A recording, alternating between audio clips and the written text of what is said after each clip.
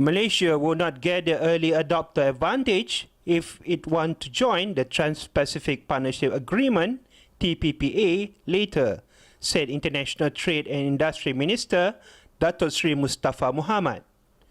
If Malaysia was to adopt a wait-and-see attitude, it may lose all the advantages negotiated earlier if it decides to join the TPPA later, he said in a briefing to academics and staff at the University Kebangsaan Malaysia on 6 January 2016.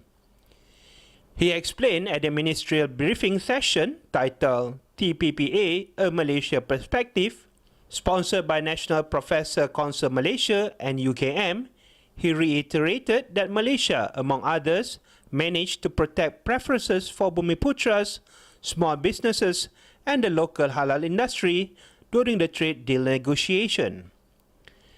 At the gathering attended by more than 500 academicians and students of UKM and other universities, TOK, as he affectionately known, clarified on the trade pact and refuted criticism that the ministry was not being transparent about the negotiation.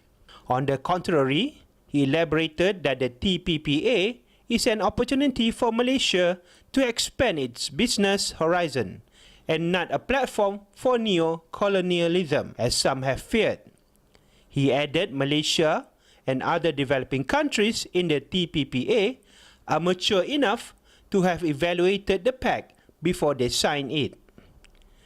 Reacting to a PricewaterhouseCoopers analysis showed that the country's gross domestic product (GDP) and exports could only grow an extra 0.22% at most under the TPPA, and there would be a risk of a 30% dip in balance of trade. Mustafa said Malaysia trade would still be in surplus. He argued that if wisely adopted, the TPPA could diversify Malaysia trade. On the Regional Comprehensive Economic Partnership, another proposed free trade agreement between ASEAN and 6 states, of which ASEAN has existing FTAs, namely Australia, China, India, Japan, South Korea and New Zealand, Mustafa said the government is committed in seeing its completion by the end of this year.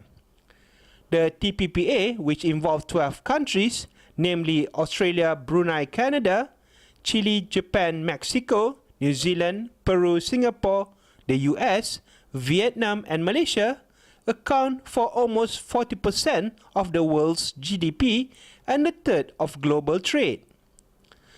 A special parliamentary session to decide on Malaysia participation in the TPPA is scheduled for January 26 and 27, followed by a special session of the Senate on January 28, 2015.